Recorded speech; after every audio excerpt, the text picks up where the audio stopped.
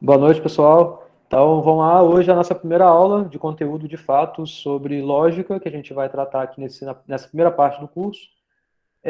Na aula passada, eu falei um pouco sobre a dinâmica e sobre o que é FMC, né, em relação à computação em si e também em relação à matemática, né?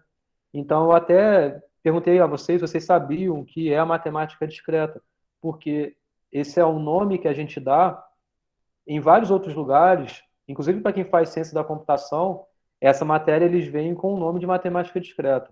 Ou em outras universidades, na UFRJ, por exemplo, chama de matemática finita, matemática combinatória, enfim. E aí eu tentei explicar um pouco dessa separação que a matemática discreta tem com a matemática contínua, né? E aí, por conta disso, eu falei de conjuntos que são não tão intuitivos, apesar de serem trabalhados bastante desde que a gente usa matemática, né, desde a escola, que são os conjuntos reais, o conjunto dos naturais, o conjunto dos inteiros. Não foi uma aula de conteúdo, né, então eu fui falando meio de improviso as coisas, mas eu mencionei questões interessantes que o conjunto dos naturais e inteiros tem também com o conjunto dos reais, né? Então eu falei um pouco sobre a enumeração dos conjuntos. O que isso significa dizer? Você ter um conjunto, por exemplo, dos alunos que estão inscritos nesse período em FMC, ele é um conjunto que eu consigo enumerar. Eu consigo saber, ou eu consigo ter uma ordem, consigo fazer uma ordem disso, consigo ter bem discriminado quem são os elementos. É uma quantidade finita, certo? Então, eu posso ter um primeiro elemento, o segundo, o terceiro, o quarto, eu consigo associar isso a uma ordem e ter, em relação a isso, um tamanho, ou seja, uma quantidade de elementos que estão presentes nesse conjunto, que satisfazem esse conjunto, né? Beleza? Mas tem conjuntos que não são finitos. Por exemplo, o conjunto dos naturais. Conjuntos naturais têm infinitos elementos. Quão grande é algum número natural que você pense, sempre tem alguém capaz de pensar no maior. Basta somar mais um elemento, né? Então, isso sempre é possível, tá? E justamente o conjunto dos naturais, eles surgem por conta de você conseguir ter a contagem, né? A ideia, a criação, né? O desenvolvimento do conjunto dos naturais, ela veio pela necessidade que o homem teve de saber contar coisas, né? Se sabe contar, então você sabe enumerar, né? Agora, tem conjuntos que a gente não consegue fazer isso. Por exemplo, o conjunto dos reais. O conjunto dos reais, a gente sabe que, por exemplo, entre 0 e 1, existem infinitos reais, infinitos elementos entre dois elementos, que nos naturais são consecutivos. E não tem ninguém entre eles nos naturais. Mas quando você vai para o conjunto dos reais, já fica já uma quantidade infinita. Não é por isso que ele não é enumerável. Tem outras coisas aí a levar em consideração. Porque, assim como os reais têm infinitos elementos, o conjunto dos racionais também possui infinitos elementos, e entre 0 e 1 também tem infinitos elementos racionais.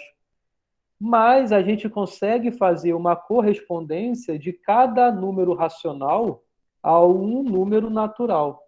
E é incrível que, isso eu não falei na aula passada, que mesmo tendo infinitos elementos entre 0 e 1, a quantidade de infinito que tem o conjunto dos racionais é igual à quantidade de infinito que tem os naturais. Mas não é igual à quantidade de infinitos que tem os reais. O conjunto dos reais a gente não consegue enumerar. O conjunto dos racionais a gente consegue. Tá? Isso, na verdade, não comentei na aula passada. Mas só falando um pouco mais sobre isso, né? Então, o conjunto dos reais, ele é grandão. Grandão significa você dizer que tem infinitos elementos, mas não é só isso. Ele tem um tamanho de infinito maior do que o tamanho de infinito do que o conjunto dos naturais. Isso talvez seja contra-intuitivo, porque não é natural a gente pensar em conjuntos infinitos. Na escola a gente não vê isso, né? conjunto infinito. Tá, sabe que existe, mas aí, a gente não trabalha com ele. Mas existe infinitos de tamanhos diferentes. Que aí vocês podem pesquisar por Aleph. Aleph é o tamanho dos conjuntos infinitos. Então tem o Aleph 1, Aleph 2, enfim. Existem inúmeras coisas. Aleph é uma letra. É melhor não falar para não falar bobagem, porque eu sempre confundo latim com grego, com árabe, enfim. É uma letra que eu acho que não é FF, mas é TH talvez no final. Mas, enfim, se vocês. Eu posso passar uma lista de curiosidades sobre essas coisas, tá?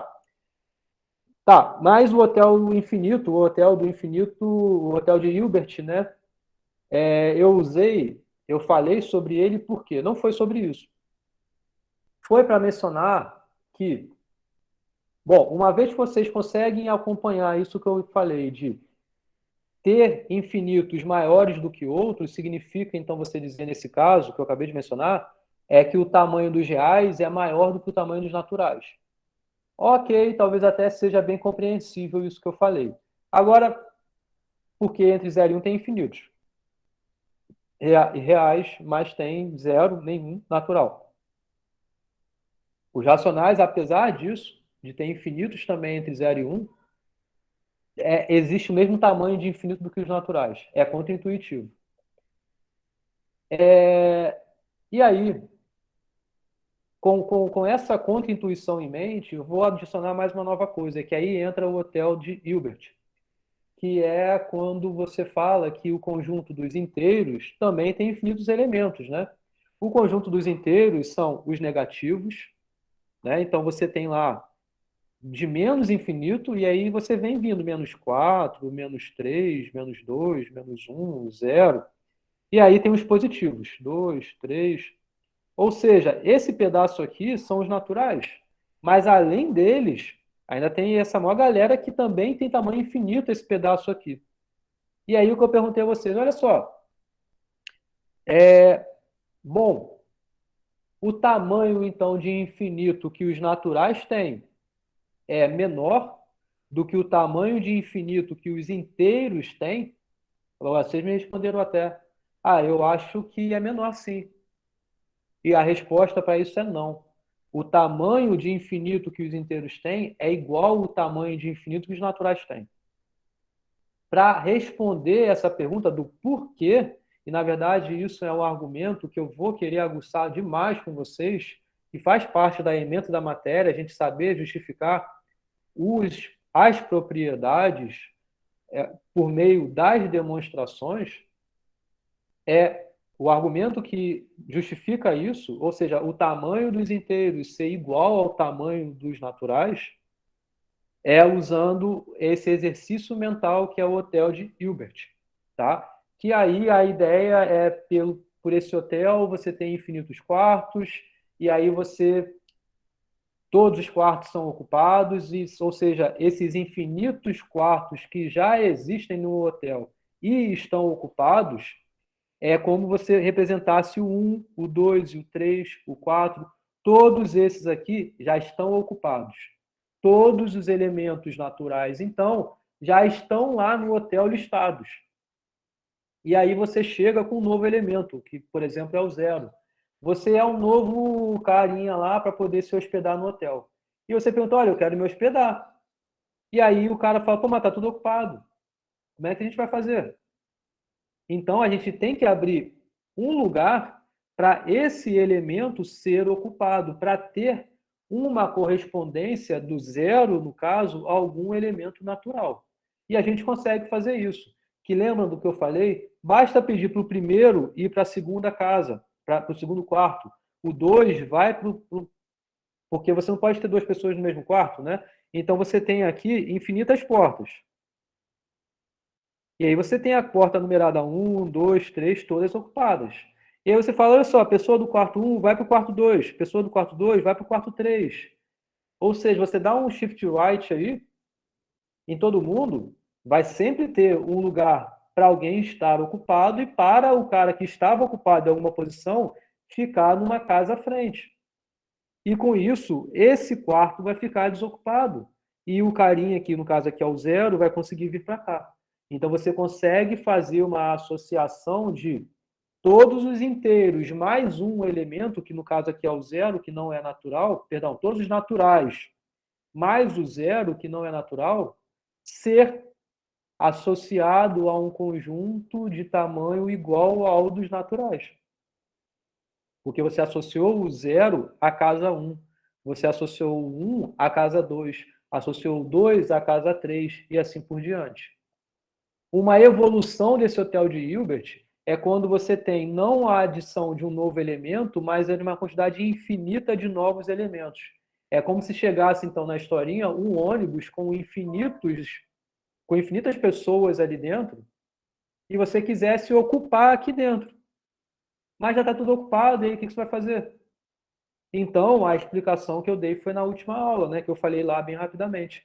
Você manda a pessoa da casa ir para a posição 2 vezes I. Ou seja, quem estava na casa 1 vai para a casa 2.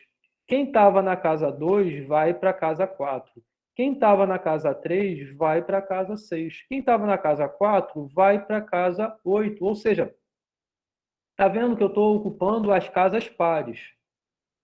Cada elemento aqui que possui uma posição anterior, pensa assim, a pessoa que está no quarto 1 vai para o quarto 2. A pessoa que estava no quarto 2 vai para o quarto 4. E assim por diante. Você está criando novas posições para todos os elementos que já estavam aqui. Agora, esses novos elementos que chegaram, você vai conseguir alocar as casas ímpares. Então, o menos 1 vem para a casa 1, vem para o quarto 1. O menos 2 vem para a casa 3. O menos 3 vem para a casa 5. Ou seja, você abre espaço para que todo mundo esteja alocado. Isso faz com que você tenha, então, uma correspondência de todos os positivos, zero e negativos a todos os elementos naturais. Então, isso você consegue concluir que o conjunto dos naturais tem o mesmo tamanho do que o conjunto dos inteiros, porque você consegue ter uma correspondência de 1 para 1. Ou seja, 1 para 2, menos 1 para 1, 2 para o 4, menos 2 para o 3, e assim sucessivamente. Show? Reforcei um pouco melhor? Quem perguntou? Matheus? Matheus, né? Sim? Beleza? Tá, então a pergunta do Jonathan é: hoje a aula relacionada às listas que você postou no Classroom? Sim. Então, essa aula de hoje, então entrando aqui no assunto da aula, se não entendeu o que eu falei aqui, não tem problema, eu posso repetir em algum outro momento, mas eu recomendo que assiste de novo lá a aula zero e essa daqui, essa gravação também, para poder fixar melhor. Na verdade, foi mais por um papel de já apresentar algum argumento matemático que justifique alguma coisa, e também para efeitos de curiosidade, porque isso é algo que é bem contraintuitivo e mesmo assim é verdadeiro. Tá? Bom, vou entrar então no assunto da aula de hoje, tá? Que sim é sobre o que eu já postei. Eu postei então no Classroom a lista 1 e a primeira revisão. A revisão é o que eu vou tentar fazer no final da aula, mas provavelmente não vou conseguir, porque eu falo muito, né? Então, para vocês terem uma ideia, eu fiquei no primeiro slide na turma anterior até dar 9 horas, até dar 7 horas da noite. Então, fiquei quase uma hora só falando do primeiro slide. Mas, enfim, mas porque também eu fiquei alimentando, falando várias coisas além, né? Que eram importantes para a aula. Então, vamos lá. Ao final de cada aula eu tenho uma revisão para fazer, mas nem sempre dá tempo. E aí o que eu faço? Se não dá tempo, a gente tem no cronograma, por isso que eu peço também que vocês assistam de novo a aula zero, tem no cronograma umas aulas que são somente para fazer exercício. Então, eu vou trazer, se não der tempo na aula de hoje, nessa aula de exercício, fazer com vocês, tá? Que na verdade é só um resumo da lista, e a lista eu já postei. Beleza? Então, o objetivo de hoje é a gente entender o que são enunciados e simbolizações desses enunciados. Eu também comecei a falar um pouquinho sobre isso na aula passada. Tá? Bom, antes de começar, alguém quer falar alguma coisa? Alguma outra coisa? Não? Estão bem? Professor, as listas devem ser feitas à mão, que você botou agora? Lista você não precisa me entregar, não. Lista é você faz, não faz, você que sabe, tá? Ok. O que é para ser feito à mão são as avaliações. Lista e exercício de revisão é para vocês exercitarem, é para vocês acompanharem aqui o que está sendo passado em cada aula. Para cada aula eu tenho uma lista para vocês fazerem, mas é mais para o estudo de vocês. Beleza? Tá? Obrigada. Show. Então tá, olha só, vamos lá para a aula, né? Então, a gente tem que entender o que são enunciados e como simbolizar esses enunciados, tá? Então, o que são enunciados, né? Eu já vou pedindo desculpa a vocês, porque vão ter vários slides com essas marcações aqui, porque eu acabei de dar aula nesses mesmos slides, então provavelmente vai aparecer em vários lugares aí. Enfim, é bom até para recapitular o que eu chamei a atenção em cada slide, né? Mas, ó, o que são enunciados, né? E tudo que a gente fala aqui ele é uma afirmação, né? Tudo que é dito possui algum objeto com alguma propriedade, e a gente vai ver alguns exemplos sobre isso, mas o que importa é um enunciado, ele é uma afirmação matemática, e é isso que vai representar para a gente um enunciado.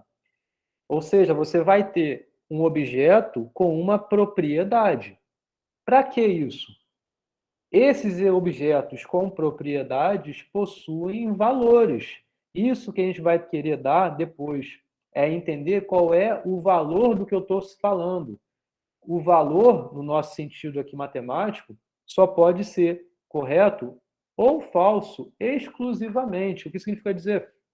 Você não pode ter algo que seja correto e falso ao mesmo tempo, verdade e falso ao mesmo tempo, não é o que a gente permite nessa lógica aqui, apesar de terem estudos de lógica que assumem sim que algo pode ser verdade e falso ao mesmo tempo, mas não é esse nosso caso aqui. E também não é o caso aqui de que algo pode ter algum valor que não seja nem falso nem verdadeiro, entendeu? Ele é falso ou verdadeiro, um ou outro exclusivamente, tá? Essa questão de ter valor, a gente vai conseguir fazer já já. O que a gente tem que entender primeiro é o que são essas afirmações, tá? Então, e os valores lógicos, vocês vão ver, é correto, falso, ou a mesma forma a gente pode dizer ser verdadeiro ou falso, tá? Um exemplo de um enunciado. 7 é um número primo. Não estou aqui no mérito ainda em avaliar se isso é verdadeiro ou é falso. Eu estou somente dizendo algo. E é o quê? É um objeto com alguma propriedade. Ou seja, tem um elemento aqui que foi passado qual é, e ele satisfaz alguma coisa. Tá? Isso sim é um enunciado. 2 é par, ou 7 não é um número primo. É um enunciado também. Veja que aqui você possui não somente um objeto ou somente uma única propriedade, mas você tem dois objetos, duas propriedades, né? Você está falando que isso aqui acontece ou isso daqui está acontecendo. É um outro exemplo de enunciados. Essa aula, ela é para vocês entenderem essas partículas aí, esses enunciados que são utilizados para a gente obter outros enunciados por meio de algumas ligações, tá? Então aqui eu usei uma ligação, usei esse ou aí, tá? Aqui um outro. O quadrado de todo número ímpar é ímpar, tá? Aí eu chamo a atenção para uma coisa. Olha aqui. Esse camaradinho aqui, o 7, ele é um elemento, certo? Ele é alguém bem determinado, é o elemento 7. É o elemento do conjunto dos naturais que possui alguma propriedade para ser 7. A saber, ele possui uma quantidade de 7 unidades de coisas, para qualquer coisa que esse 7 esteja representando. É isso que faz um elemento estar no conjunto dos naturais. Certo? Beleza? Ou se eu falasse, quem está aparecendo também aqui é Carlos Eduardo, é a foto que está aparecendo também aqui. Então, se falasse, Carlos Eduardo usa barba. Então, é algo que está sendo dito. Carlos Eduardo é algum objeto que é bem definido, né? Eu sei dizer quem é esse elemento, porque foi dito quem é esse elemento. Ok? Então, ele é um objeto que está claro quem ele é e qual é a propriedade que ele tem. O objeto por si só não é um enunciado. Tem que ter uma propriedade associada a ele. Mas olha só isso que aparece nesse outro enunciado aqui. Qual é a diferença desse enunciado para os demais? Alguém pode dizer?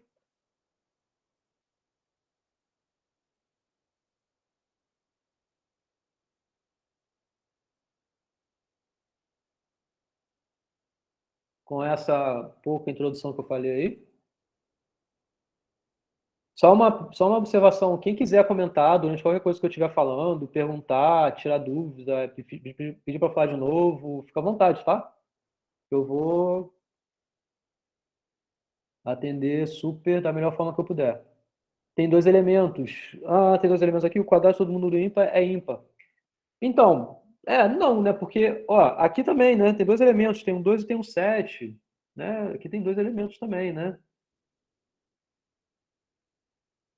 O Iago tá digitando, tá? Então eu vou esperar você editar aí, Iago. Você pode repetir a pergunta, professor? Posso. Então, a pergunta foi: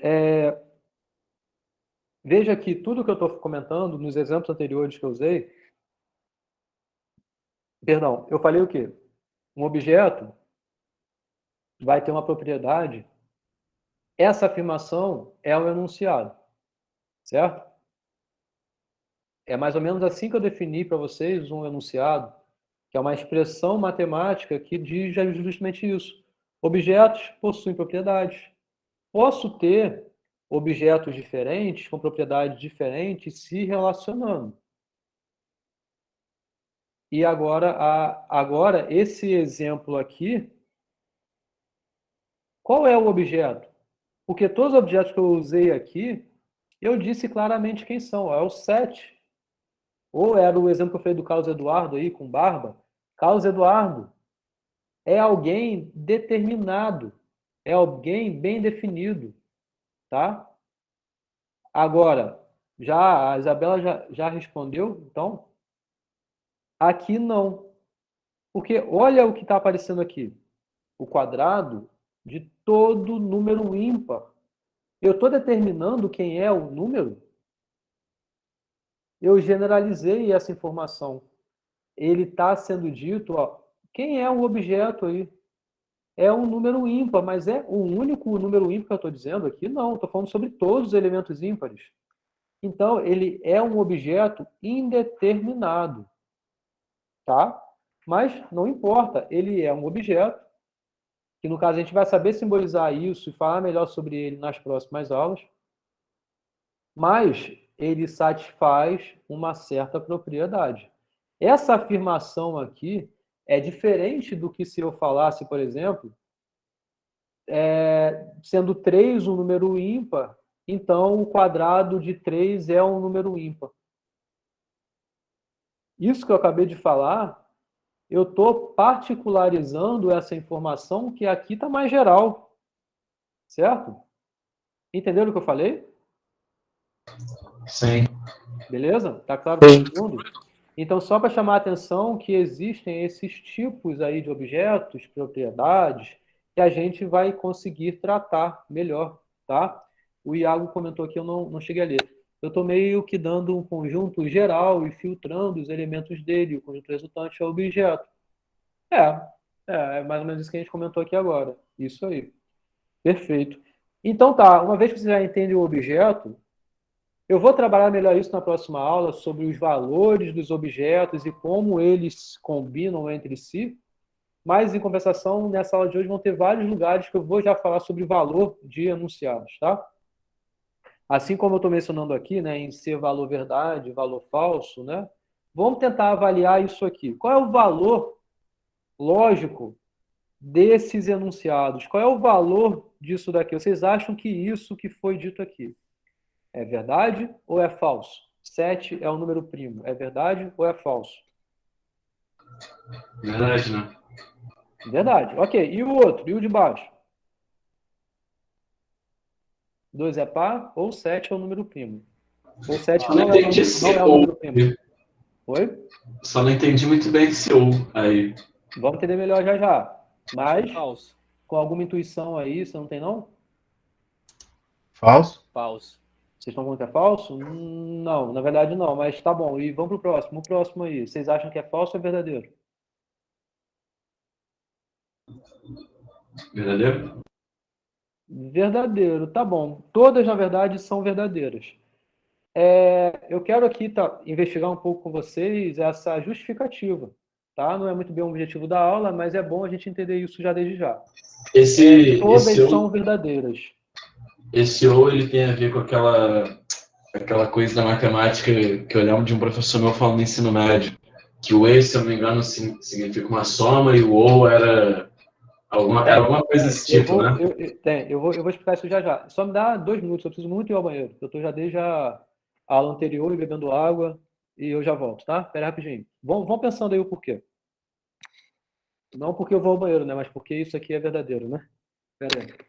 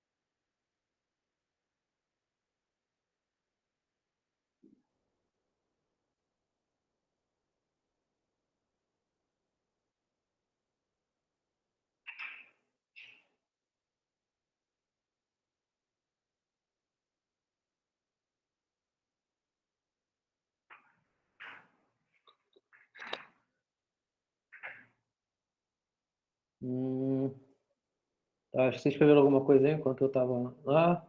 Tipo, se 2 não é par, o 4, quinto, tá, então, vamos lá. Pensaram aí um pouquinho? Olha só.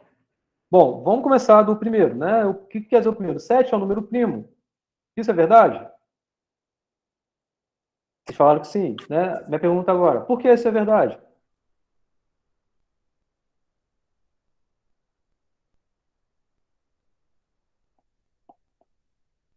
Veja que aqui, o que faz o valor de um enunciado ter, muitas das vezes depende de outros enunciados. Isso que o Roger comentou aí é o que a gente entende pela definição desse nome aqui. O que significa um número primo? Ou seja, tem a sua definição. Não é o meu interesse exatamente aqui entrar nesse mérito, mas possui uma definição. O número primo, ele é definido, de modo geral, se ele só possui 4 divisores. É o 1, é o menos 1, é ele próprio e é o menos ele próprio, certo? O conceito de divisor só surge nos números inteiros, tá? Então, por isso que o 1, por exemplo, não é primo, porque o 1, ele não tem 4 divisores próprios, ele só tem 2. É o 1 e é o menos 1, certo? Tá claro isso? Agora, por exemplo, o 7 é primo, porque se você for tentar dividir pelos números anteriores, menores, né? Então, só vai dar resto zero, ou seja, ele só vai ser divisível, isso que quer dizer dar resto zero, pelo 1, porque 7 dividido por 1 dá resto zero, o menos 1, porque o resto também dá zero, é o 7 e é o menos 7. Ou seja, essa afirmação ela é verdadeira, porque esse objeto, esse elemento aqui, satisfaz a propriedade que define um número estar com esse nome, receber esse nome. Beleza? Deixa eu ver o que vocês escreveram aí. Porque ele é apenas divisível por 1 por ele mesmo. Porque ele só pode ser divisível por ele mesmo. Ou zero, não. O número nunca pode ser dividido por zero. Tá? Muita atenção a isso. Você nunca, nunca, jamais consegue dividir um número por zero. Tá? O Iago comentou alguma coisa. Gabriel, no caso, ele avalia o valor lógico de cada afirmação e verifica se pelo menos um dos dois lados são verdadeiros. Essa resposta do Iago se refere à segunda afirmação, que justamente é isso que a gente tem que tratar. Essa partícula aqui, na verdade, essa ligação, usando o ou, é um nome que a gente vai chamar de um tipo de conectivo, que vai aparecer já já, que eu vou falar melhor sobre ele. Mas o que significa o termo ou? Isso é natural para a gente, né? Então, quando eu falo João vai passar em FMC ou Gabriel vai passar em FMC. Concorda que isso é uma frase? É uma afirmação que eu estou dizendo? Um ou outro vai passar em FMC. O que eu quero avaliar? Eu quero avaliar se isso que eu acabei de falar é verdade ou é falso. Como é que eu vou conseguir avaliar isso? Eu vou conseguir avaliar isso em detrimento do valor que cada pedacinho vai possuir. O que é cada pedacinho? Olha o que eu acabei de falar. João vai passar em FMC ou Gabriel vai passar em FMC. Então, qual é um primeiro enunciado aí? Qual é o primeiro objeto com a propriedade? É João passar em FMC. Isso é verdade? Pode ser verdade, pode ser falso. Se ele não passar em FMC, o valor disso vai ser falso. Se ele passar em FMC, o valor de João passar em FMC é verdadeiro. Da mesma forma em relação ao Gabriel. Ok? Quando eu menciono o ou, quando eu uso o ou, eu estou dizendo que basta que um elemento, uma componente, que é esse enunciado menorzinho, basta que esse pedacinho seja verdadeiro, um pedacinho, para que tudo seja verdade. Quando eu falo eu estou de preto, ou fulano de tal está de preto, ou a outra pessoa lá está de preto, ou a outra pessoa lá está de preto, isso tudo que eu estou dizendo só é verdade quando ao menos uma pessoa está de preto. Pode ser que todos estejam de preto, ok? Satisfez? Uma ao menos estar de preto?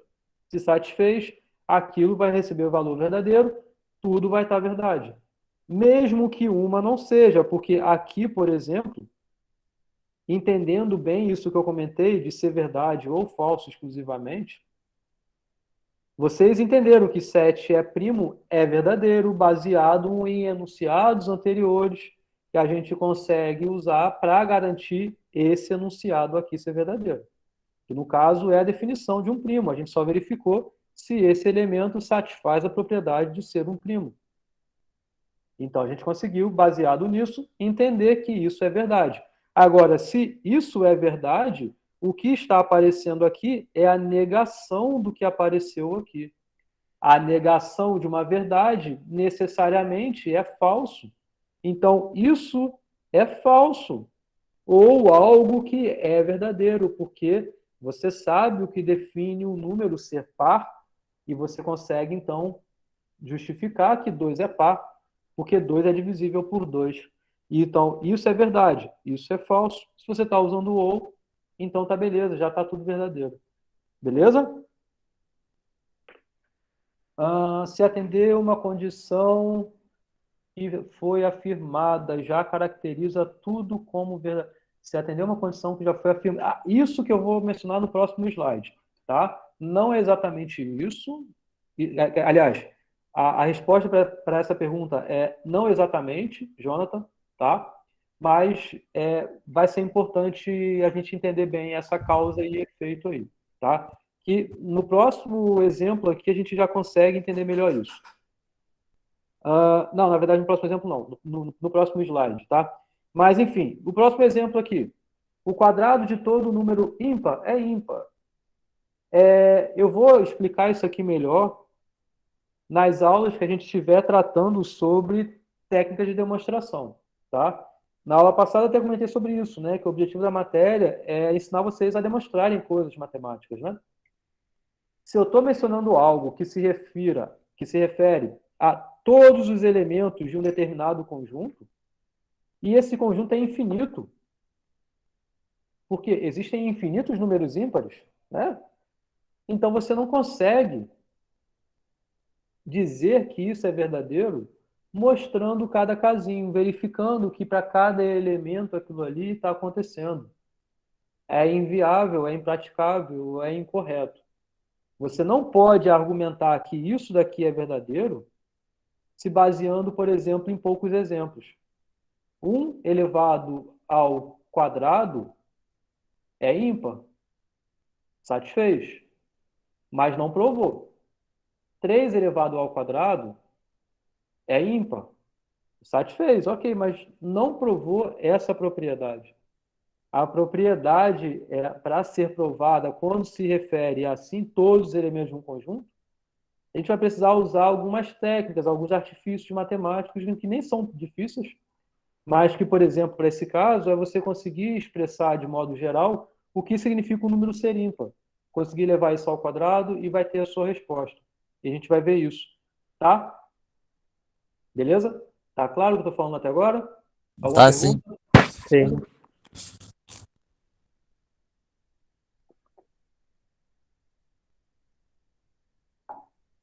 Como eu estava mencionando no primeiro exemplo, a gente consegue utilizar enunciados já com seus valores estabelecidos para justamente você conseguir argumentar os valores de outros enunciados. O Iago está perguntando qual é a diferença de objeto e componente. Objeto é um elemento por si só. Então, você é um objeto, né? É um elemento. Você, em algum enunciado, pode possuir alguma propriedade. Esse objeto com a propriedade é a componente, é um enunciado. O termo componente vai aparecer melhor mais à frente, tá? Mas é isso. A diferença de um objeto e um enunciado, de um modo geral, é isso. É você, por exemplo, isso aqui é um celular, é um objeto, é um objeto. Não estou dizendo qual é a propriedade, estou dizendo isso daqui é um objeto. A propriedade dele, aí é o que vai vir depois. Esse celular é preto. A propriedade que eu estou passando é isso de dizer que ele é preto. Entendeu? Então, um objeto é um elemento que vai ter alguma característica, alguma propriedade, ok? Beleza, Iago? Então, voltando ao assunto que eu queria aqui mencionar, é que esses enunciados, valores de certos enunciados, podem ser utilizados para garantir valores de outros enunciados. Então, vou aqui usar um exemplo. Então, vamos lá. Ó, esse primeiro exemplo aqui, essa primeira afirmação, ela é uma afirmação que é verdadeira. Não estou aqui perguntando a vocês se isso é verdade ou é falso. Eu estou dizendo, isso é verdadeiro. Ok? Fiquem com isso em mente. Isso é verdadeiro. E o que é isso aqui? É o seguinte. Seja T um triângulo de lados ABC. Tá? São os lados de um triângulo. Isso é dado, é incontestável. Você não está perguntando se é ABC, se não é. É o ABC, são os lados do triângulo T. E o triângulo T é um triângulo qualquer, que vai ter esses três lados, A, B e C. Ok? Então veja o seguinte, o que é escrito após isso. Isso daqui é como se fosse o dado já de entrada lá, você já tem ele. Agora, veja essa utilização aqui do se então. O que isso quer dizer? Se o triângulo T satisfaz essa equação, então o T é dito como retângulo. O T possui a propriedade de ser retângulo. Entenderam o que está escrito aqui? Isso é verdadeiro. Ou seja,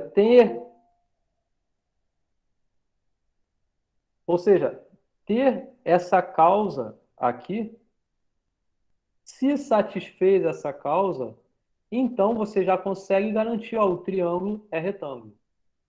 Por quê? Satisfez essa causa. E qual é essa causa? É ele ter esses três lados ABC, cuja a expressão, a igualdade aqui, ela é verdadeira. Então, por exemplo, esse outro enunciado que aparece aqui, baseado nesse primeiro enunciado, eu consigo dizer que ele é verdadeiro ou ele é falso? O segundo enunciado.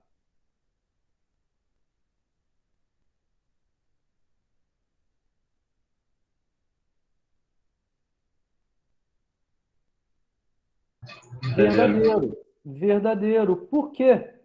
Porque esse trio satisfaz essa expressão, ou seja, satisfaz a causa. Ou seja, ele vai ter então a consequência de ser um triângulo retângulo.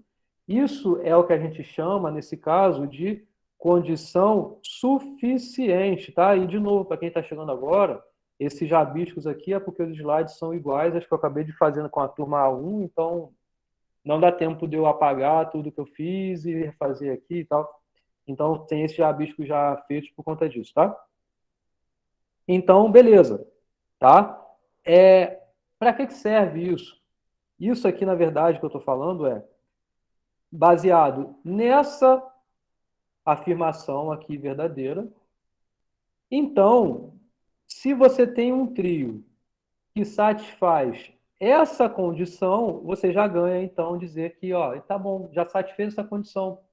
Isso é uma condição suficiente para que o triângulo seja retângulo. Não faltou a condição ser maior do que A e B? Poderia pôr, poderia não pôr. Porque aqui você poderia tentar, Matheus, todas as possibilidades aqui de quem é A, quem é B, quem é C. Entendeu? Então, basta que haja alguma atribuição de correspondência de A, B e C para 3, 4 e 5, de modo que satisfaça essa expressão. Se ligou? Beleza? E aqui sim, porque 3 ao quadrado mais 4 ao quadrado é 9 mais 16, que é igual a 25, que é igual a 5 ao quadrado. Então, houve uma atribuição de valores a esses A, B e C, de modo, então, que você consegue verificar que esse trio satisfez essa condição.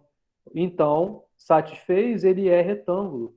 Então, essa afirmação, ela possui valor verdadeiro. Esse enunciado é verdadeiro baseado em outros enunciados, a saber, esse daqui.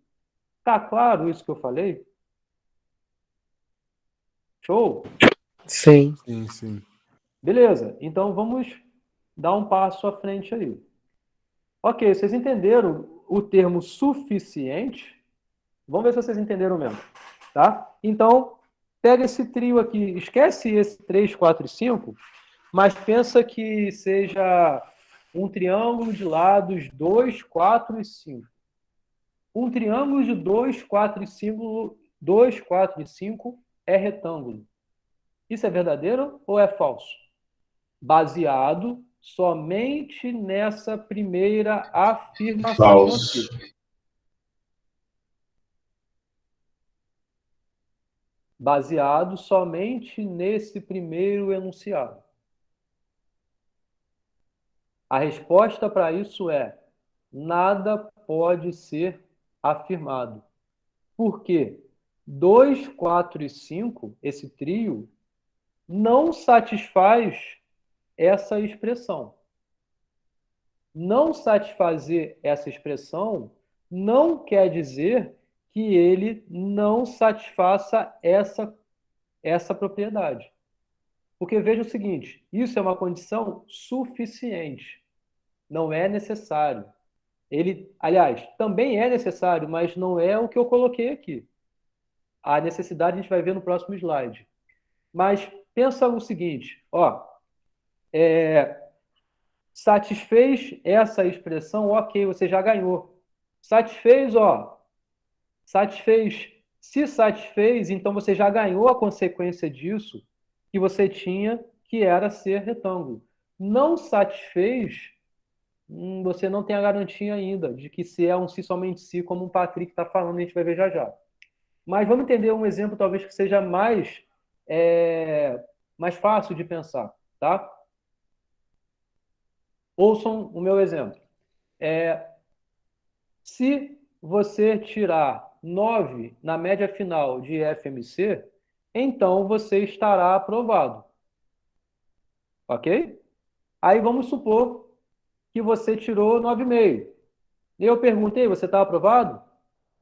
Está aprovado ou não está aprovado? Tá, né? Tá aprovado. Por quê? Satisfez essa condição suficiente. Não é necessário, ou seja, se você tirar 8,5, você não satisfez essa causa de se você tirar 9. Não satisfez. Você não tirou 9 ou acima disso. Mas ainda assim você está aprovado. Porque existe alguma outra propriedade aí que vai passar essa informação. Que para você passar FMC, basta que você tire qualquer nota acima de 6. Entenderam? Então, existem propriedades que são assim. Elas não são fechadinhas. Elas dão uma condição que às vezes ela é só suficiente, mas não é necessário. Às vezes ela é as duas coisas, suficiente e necessário, como a gente vai ver. Mas em relação ao que está aqui, vocês entenderam? Em outras palavras, condição que é suficiente, ela é muito boa para te dar resposta positiva. Quando alguém está satisfazendo aquilo, ok? Agora, quando alguém não está satisfazendo aquilo, se ela só é suficiente, então você não tem a garantia de estar satisfazendo ou não o que você quer. E a gente vai entender isso melhor no próximo slide. Posso avançar? Alguém tem algum comentário aqui? É como se fosse possível haver uma outra condição que também fosse satisfeita. Isso aí, Iago. Beleza. Tá? Então, vou avançar para o próximo, tá? Se alguém quiser interromper, é só falar.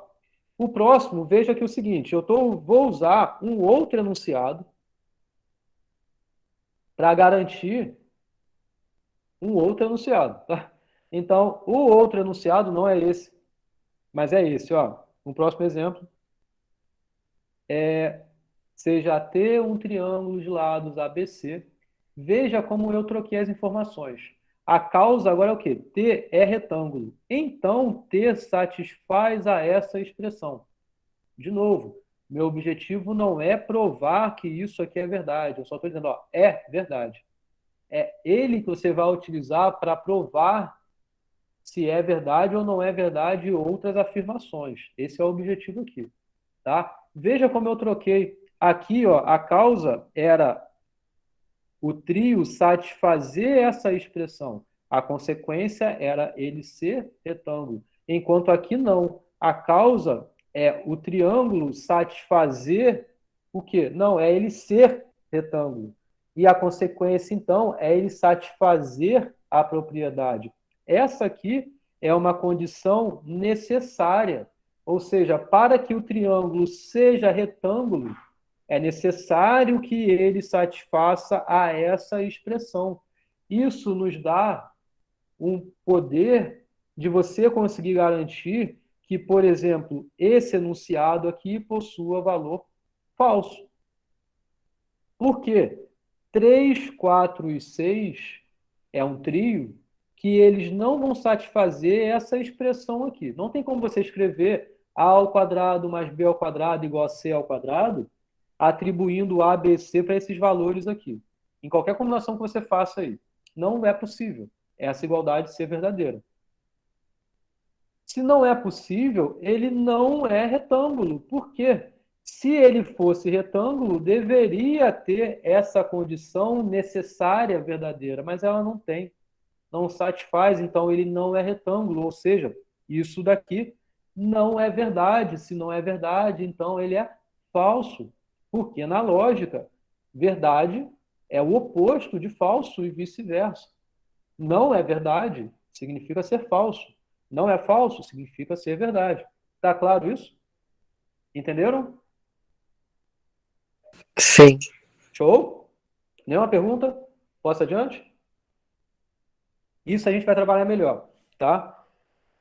Mas vamos formalizar um pouco isso daqui do que a gente vê então, tá? Então, em lógica, o que que a gente trata? A gente trata de enunciados e a gente quer então determinar valores de enunciados, que isso a gente vai ver um pouco mais para frente.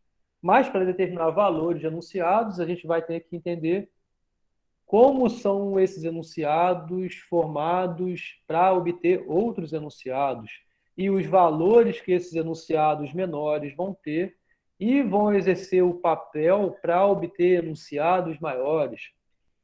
Isso com os valores de ser verdadeiro ou falso exclusivamente cada uma dessas enunciados menores que vão dar origem a valores de enunciados maiores. Beleza? Ok? Estou falando rápido demais? Não? Tranquilo. Então, vamos para exemplo de enunciados aí. 5 é um número par. É o enunciado? O que vocês acham? Sim, Sim. é o enunciado. Não estou interessado em saber o valor disso. O valor depende de conceitos prévios de definição que você tenha, de algum contexto que foi apresentado esse valor, tá? Esse enunciado. Para ser enunciado, então, tem objeto com propriedade. O carro amarelo é azul. Então, você tem um objeto aqui que é o carro amarelo. O amarelo é um nome, né? É um nome, não é uma característica do carro. A característica é ser azul, tá? Se x é negativo, então x ao quadrado é positivo. É um outro enunciado. Você tem objetos aí, x ao quadrado, que é obtido pelo x, e possui essas propriedades aí. Não estou interessado muito bem em dar valor de novo a isso. Só estou dizendo o que é, de fato, um enunciado. Enquanto que, se você tem 5 por si só, isso não é um enunciado, é um objeto, mas não tem um valor, uma propriedade. Apesar de existir uma propriedade para ele, para definir os 5, não está escrito qual é essa propriedade que você quer. Então, não é um enunciado. O carro amarelo, a mesma forma, é o nome de uma pessoa, né? É um objeto. X ao quadrado. Não são enunciados. Cuidado com isso, porque a gente vai aprender a partir de um enunciado, saber simbolizar. Para a gente simbolizar, a gente tem que ter claro o que são os enunciados menores. E a gente vai conseguir obter enunciados maiores a partir dos menores, usando ligações, que é o que a gente chama de conectivos. Por exemplo, aqui, isso é um conectivo, porque você tem esse pedaço com esse pedaço. O ou que eu apresentei lá atrás também é um outro conectivo e assim por diante. Tá Professor, legal? Sim. no caso ali, você colocar assim, o carro é amarelo, aí o conectivo ia fazer virar um enunciado, certo? Não é conectivo. Então esse seria o quê? Mas o passaria o carro Propriedade, né, no caso. amarelo ser um enunciado. Tá, entendi. Tá? Vamos entender melhor o que de fato é um conectivo. Então, como eu estava dizendo, a gente usa esses enunciados menores para obter enunciados maiores. Então, a gente combina esses enunciados aí para obter esses mais complexos. E como a gente utiliza isso? Como a gente faz isso? É utilizando os conectivos lógicos. E aí sim eu apresento vocês a eles, que são... Vou apagar aqui porque, né, não tem nada... Enfim, quais são? É a negação de uma afirmação, é um conectivo. É você utilizar o e, um ou, a causa, a consequência, uma bi-implicação, como a gente vai ver, tá?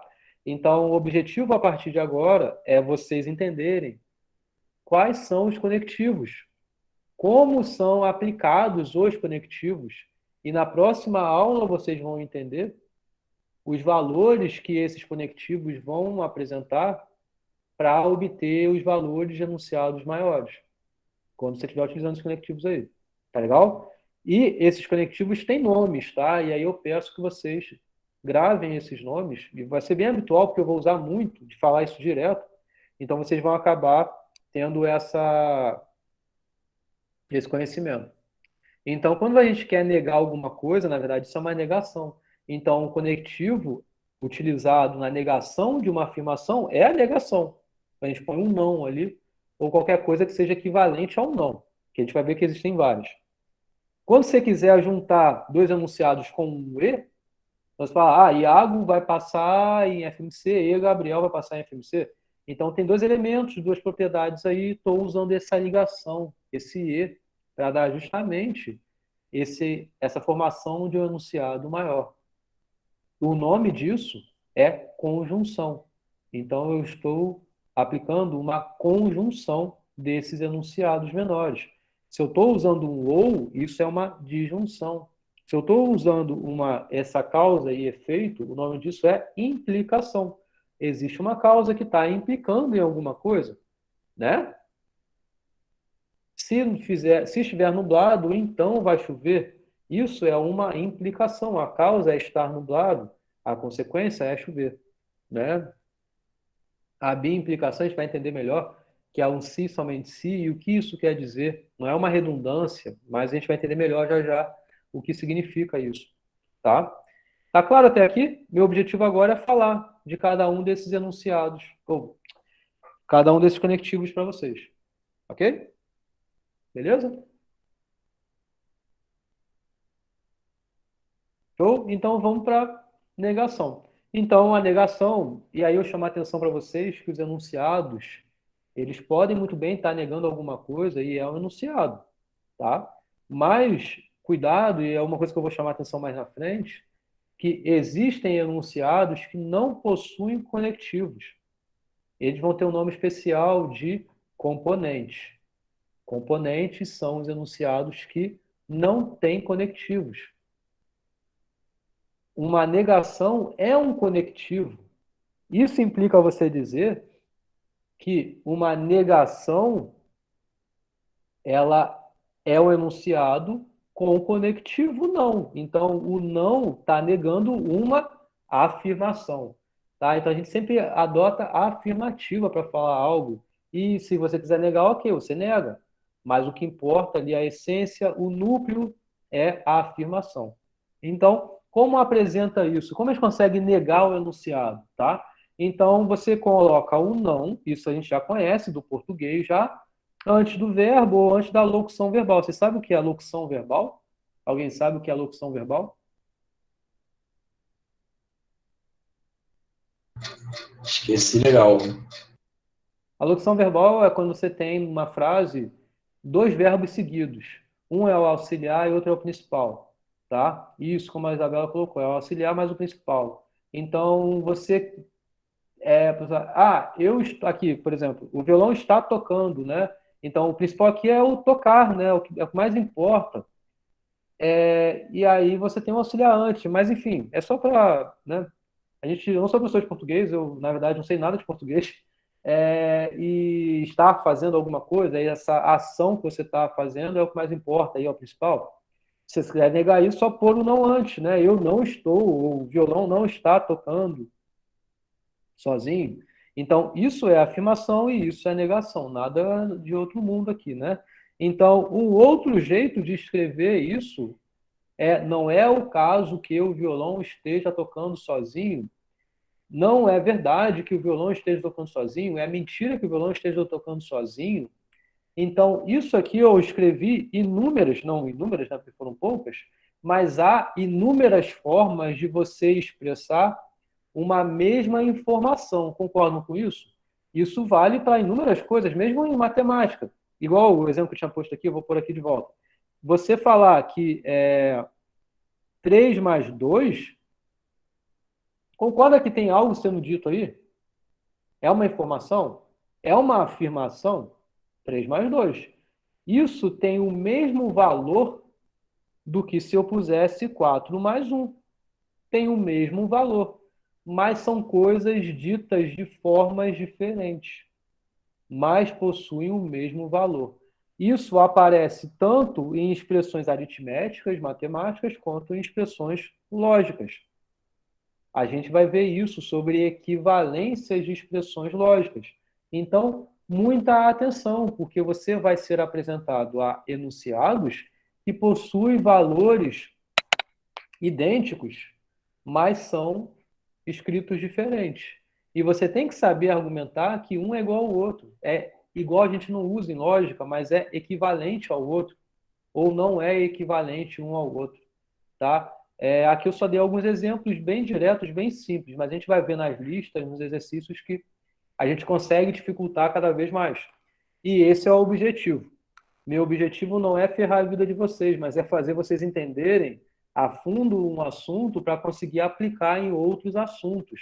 Então, quando vocês forem ver técnicas de demonstração, por exemplo, vocês vão ver que para você conseguir argumentar que algo é verdadeiro, às vezes é necessário você reescrever aquilo que você está querendo e vai ficar muito mais simples. Então, você saber reescrever é importante que você tenha um entendimento lógico do que estava escrito ali anteriormente. Tá claro o que eu estou falando? Beleza? Show? Tá. Então, vamos para a próxima. A próxima é a conjunção. Tá? A conjunção, como eu já tinha dito, é usar o e. E aí, a gente vai entender o valor disso depois, né? Mas o não, bom, vocês já entenderam isso também, né? Se o valor disso daqui é verdadeiro, a sua negação é falso. Se o valor dessa afirmação é falsa, a sua negação é verdadeira. Então, a gente vai entender isso melhor depois. E da mesma forma do e, o valor que isso vai atribuir. O importante agora é entender o que é a conjunção, né? Como montar uma conjunção. Você tem enunciados, aqui, por exemplo, o carro é amarelo, o outro enunciado, o violão é amarelo, e você quer usar uma conjunção, aplicar uma conjunção disso, você escreve. O violão é amarelo e o carro é amarelo, né? Fala, Iago.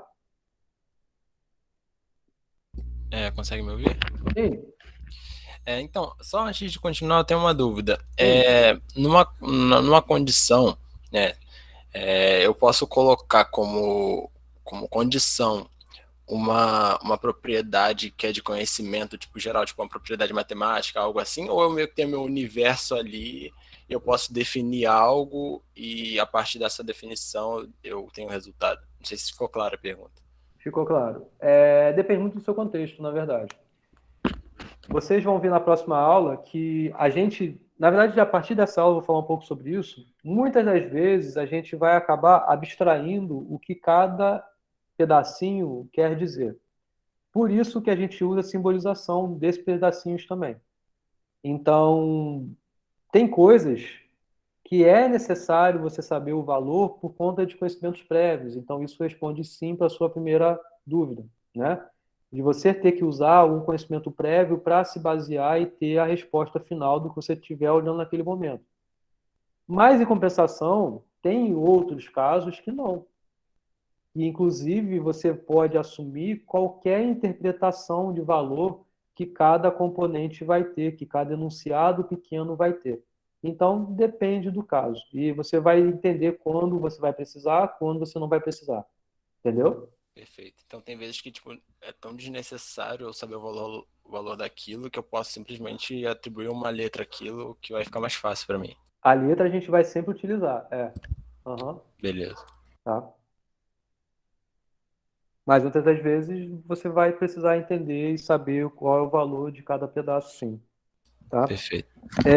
Então aqui foi só um exemplo simples, né? Então aqui o outro, x não é igual a 1, x não é igual a 1, ou a 0, né? X não tem divisores próprios diferentes de 1. Veja que isso daqui define sim um enunciado, né? Não significa que um enunciado não tenha conectivo. Tem conectivo aqui, né? Mas ainda assim não é o meu interesse agora saber separar todos os conectivos de um enunciado. A gente vai querer fazer isso já já, mas não é esse o meu interesse agora. E aí, bom, são enunciados, você quer fazer uma conjunção deles, e aí você simplesmente põe lá o resultado, que é usar o e juntar esses pedaços aí e formar um enunciado maior. Beleza? Vou avançar para o próximo, que não tem nada muito também absurdo de você pensar, que é a adjunção.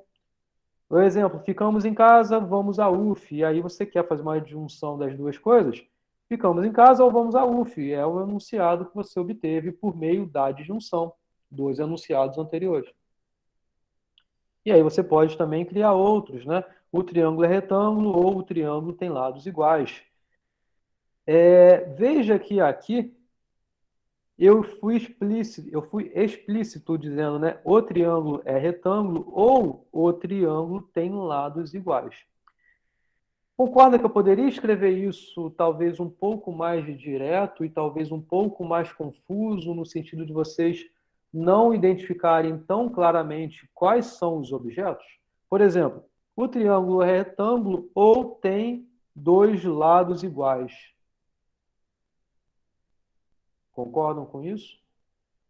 Que quando eu falo ou tem os dois lados iguais, ou seja, não ter isso aqui escrito, quais são os enunciados utilizados aí?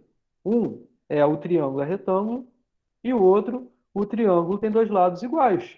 Eu só economizei a escrita, mas não quer dizer que não tem um objeto ali. Entendeu? Atenção a isso. Isso vai aparecer também muito. Na verdade, é o que mais vai dificultar. Não o mais, mas enfim. É uma das coisas que pode dificultar aí. É você usar essa economia e talvez você não ter tão claramente a informação que você precisa para identificar bem quem são esses enunciados. Tá? Avançando para o próximo. É a implicação. Tá? A implicação, você tem, então, uma causa e tem um efeito. E aqui no direto, por exemplo, você ter esse enunciado e esse outro enunciado. Essa aqui, estou querendo que seja a causa desse daqui. Não estou interessado em saber o valor. O valor, a gente vai ver já já.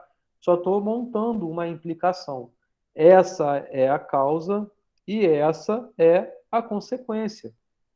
Então, você pode também ter uma escrita que é equivalente a essa,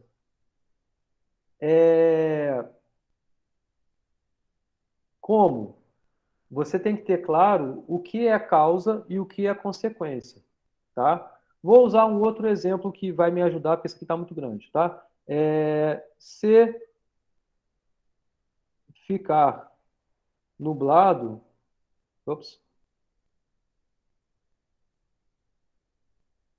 então vai chover, tá? Se ficar nublado, então vai chover. Concorda que tem uma causa? Tem essa causa e tem essa consequência? Ok? Mas nesse caso, sim, então, seria tão necessário assim, porque já seria uma sentença de causa e efeito, não? E então tem uma possível reescrita disso, sim, você está correto de dizer. Se ficar nublado, chove. Concorda que é um jeito diferente de falar a mesma coisa? Aham.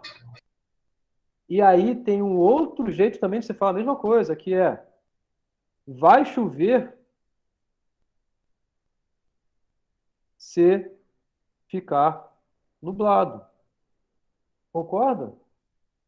São três jeitos de falar uma mesma coisa. Se choveu, então estava nublado, não quer dizer a mesma coisa disso que está escrito aqui. A causa não é ter chovido.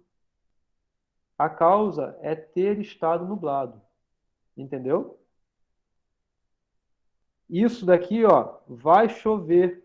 Se ficar nublado, ainda assim, mesmo tendo alterado aqui a ordem da escrita, a causa é o que vem depois aqui no caso, né? Beleza? Então, atenção a isso, que são jeitos diferentes de falar de uma mesma coisa, tá? Ou não precisa usar nenhum se, às vezes eu uso quando. Quando está nublado, chove. A causa é ter estado nublado. A Eu tenho que manter a causa, não posso mudar a causa, inverter, né? Você pode inverter no português o quanto você quiser, desde que o significado não mude. Entendi. Naquele caso ali acabou mudando, né? Porque, tipo, que não você escreveu ali, necessariamente estava nublado. Ok? Então, atenção a esses jeitos diferentes de falar de uma mesma coisa. A gente vai ver melhor nos exemplos e tudo mais. Então, vou para a próxima, que na verdade não é a mesma coisa que a anterior. Então, que é a biimplicação. O que é a biimplicação? É quando a gente fala algo se e somente se alguma outra coisa acontecer. E a gente usa muito esse abreviação, né? SSE, não é erro de escrita, mas é se e somente se abreviado. Então, em artigos acadêmicos até, vocês podem ver, a gente utiliza muito isso. Em inglês, o if and only if. Então, a gente usa muito assim, if com 2 Fs, não é erro de escrita. E também não é redundância. Você falar que se uma coisa ocorre, então outra coisa ocorre, isso é diferente de você falar uma coisa ocorre, se e somente se outra coisa ocorre. Tá? Vamos olhar um exemplo, eu vou pôr um exemplo menor até, porque isso aqui está muito grande. Então, vamos lá, se eu quiser ter uma... Nossa, foi mal aqui pela minha escrita, mas enfim, nem vou apagar. Tá, vou apagar porque eu vou reescrever.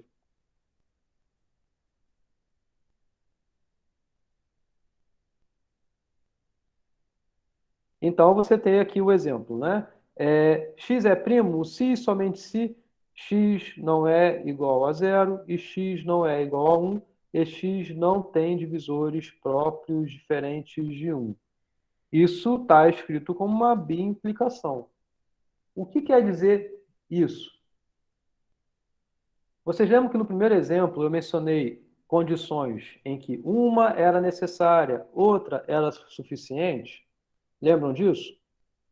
Em relação ao triângulo, retângulo? Uma primeira condição suficiente para o triângulo ser retângulo é se o triângulo satisfaz aquela expressão lá, então o triângulo é retângulo. É a condição suficiente dele ser retângulo. Agora, isso é diferente do que você falar se um triângulo é retângulo, então ele satisfaz aquela expressão lá. Isso que eu acabei de falar é uma condição necessária para que o triângulo seja retângulo. Quando você junta as duas informações, então sim, você tem a biimplicação. Vamos ver um exemplo menor sobre isso. Então, falar x é par se e somente se x é divisível por 2. Isso significa dizer o resto da divisão do número x por 2 dá 0. Né? Isso é uma biimplicação. O que quer dizer isso?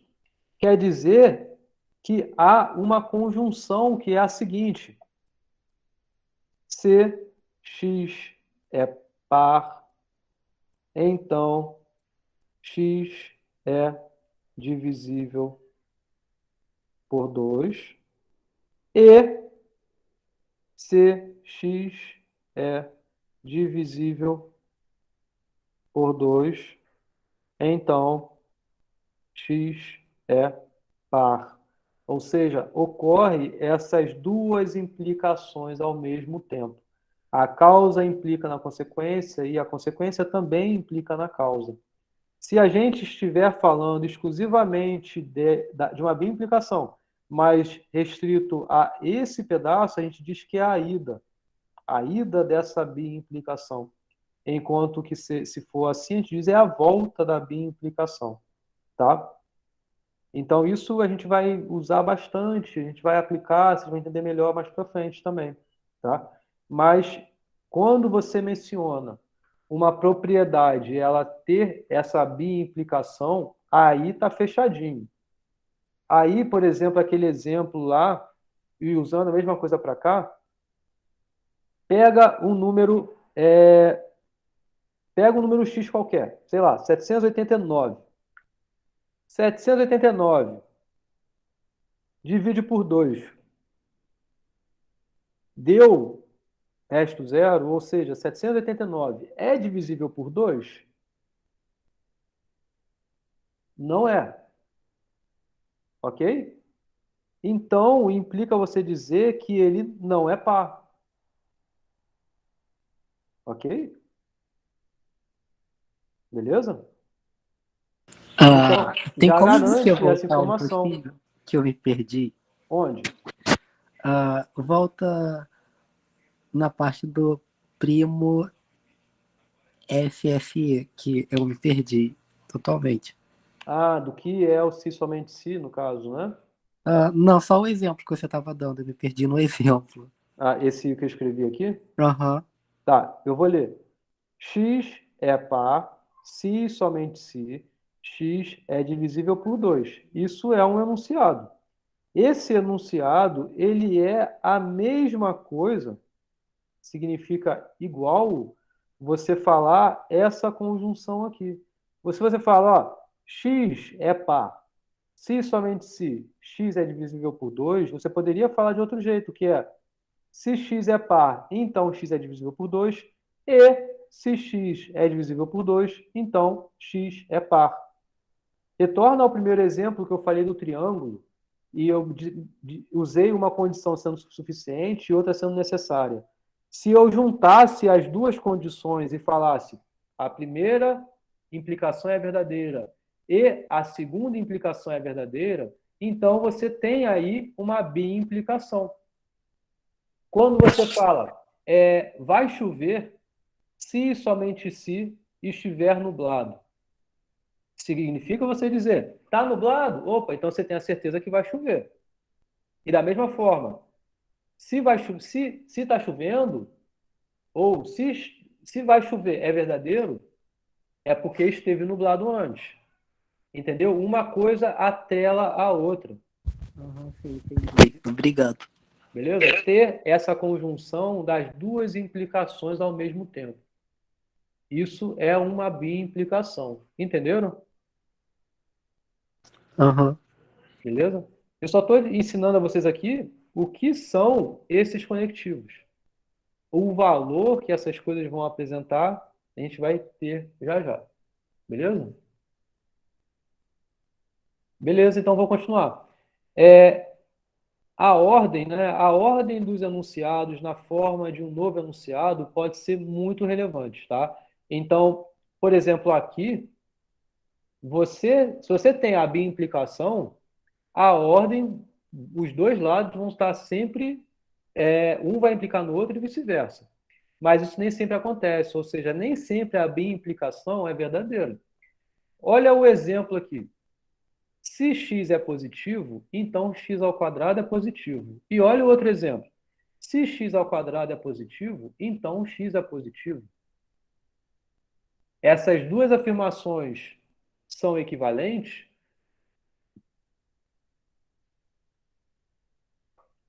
Não. Isso, não são, tá? Então, por quê? Olha só. Aí vamos usar algum conhecimento prévio, né, para poder justificar essas coisas. Olha, pega um x que atenda a essa condição. X é positivo, então, ok, pega um x que seja positivo. Ele ao quadrado continua sendo positivo. Isso é sempre verdadeiro, porque utilizando o que significa um número elevado ao quadrado, né, se ele já era positivo, você não vai obter o oposto, né, o negativo. Não vai acontecer. Então, vai continuar sendo positivo. Quando você pega o positivo, eleva ao quadrado. Agora, olha essa causa aqui. X ao quadrado é positivo. Existem alguns elementos aí ao quadrado que são positivos. Quer dizer, então, que o x que você pegou para elevar ao quadrado e ele ser positivo, o x ao quadrado, significa que o x era positivo? A resposta é não necessariamente, né? Toma um x ao quadrado positivo, por exemplo, 4. 4 é o resultado de um x ao quadrado. E 4 é positivo. Então, ok, tá de boa aí. Mas o 4, ele é resultado de x ao quadrado, né? Para qual valor de x? Poderia ser o menos 2. Isso. É do 2 também. Mas não está verdadeiro então, porque poderia ser esse camaradinha x aqui, menos 2. Então veja como a ordem de causa e efeito aí gera uma diferença de valores. Ok? Cuidado quanto a isso. Beleza? Uma outra observação também. O número de vezes que o enunciado aparece na formação de um outro enunciado pode ser relevante. Então, olha só esses dois exemplos aqui. Se eu estou gravando vídeo, então estou gravando um vídeo. E o outro exemplo, estou gravando um vídeo. São enunciados diferentes. Vocês, aqui já está escrito que não significa a mesma estou grávido. Não, estou grávido não. Apesar de eu estar mais gordinho do que geralmente, mas não estou grávido não. Então, claramente, eles são enunciados que não representam o mesmo valor. Alguém sabe me dizer o porquê? Alguém consegue entender o porquê aí?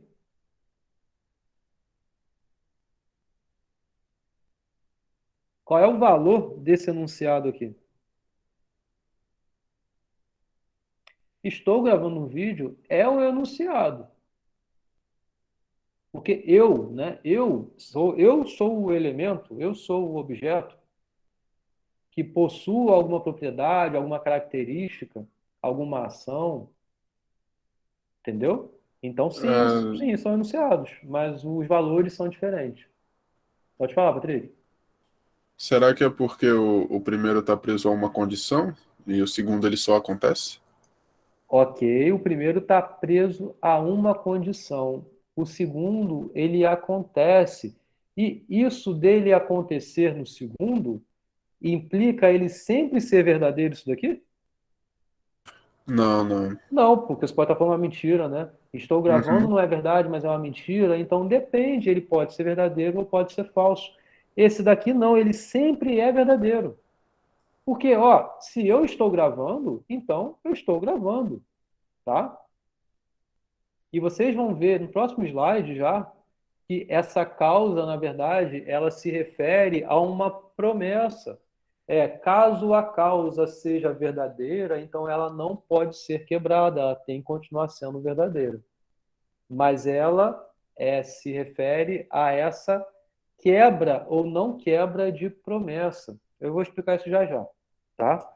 Mas Entendi. o ponto a primeira é sempre verdadeira, enquanto a segunda pode ser falsa, dependendo do contexto, ok? Beleza? Show. Beleza. Então tá, agora vamos para a próxima, né? Observa agora o seguinte enunciado. Se 2 é ímpar, então 4 é par. Veja que também é uma implicação, tá? Então tem uma causa, tem uma consequência. Beleza? E aí, o que vocês acham do valor que isso tudo aqui vai ter?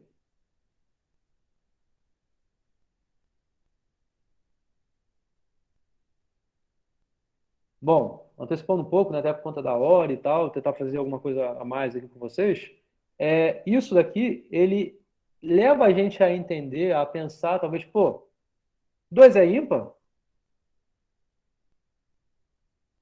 Não. Não, não é ímpar. Então, talvez leva a gente a imaginar que isso que está sendo dito é falso. Mas não, é verdade. Isso daqui é verdade. Esse erro, na verdade, essa ideia que a gente acaba primeiro pensando que, dado que a causa não acontece, então acabou, tudo é falso, na verdade é o contrário. Se a causa não acontece, se a causa é falsa, significa então que você não quebrou a promessa, porque a promessa é quando ocorre a causa e você não faz o que deveria fazer na consequência. Que é o seguinte, por exemplo, se tiver água aqui, então eu vou beber. Agora vamos avaliar, tem água ou não tem aqui? A minha frase, ela está comprometendo a eu. Se tiver água, então eu vou beber. Então, a única coisa que deixa isso daqui ser uma mentira é ter água e eu não beber. Agora, se não tem água, estou pouco me importando. Não Você não está significa que não vai quebrando beber nenhuma água, né? promessa. Entendeu? Oi? É meio que, tipo, como você... o fato de não ter água no seu copo não significa que você não possa ir levantar e beber. Isso. Então, Tanto faz o valor que apareça aqui quando isso daqui é falso. Se Então, no isso é caso, falso, nunca. tudo é verdadeiro. Não, entendi. Entendeu? Já entendi. Beleza? A gente vai. Na verdade, eu estou antecipando muitas coisas da próxima aula, inclusive. Mas é bom já ter essa coisa em mente, porque a gente vai trabalhar bastante sobre isso. Ok? Tá, então, um dos pontos que a gente, então, com isso, consegue ver da importância que a gente tem de criar legendas e simbolizações, para justamente, muitas das vezes, a gente não cair nessas de tentar entender o que, qual é o valor que esse enunciado vai possuir, entendeu? Então, a gente acaba simbolizando para não precisar entender o que significa isso, qual é o valor disso. Então é necessário a gente simbolizar bem direitinho esses enunciados, para depois a gente conseguir obter o valor lógico das coisas. Beleza? beleza. Então, na implicação, eu tenho que observar se a causa é verdadeira para não quebrar a promessa, né? É a única coisa que faz a implicação ser falsa.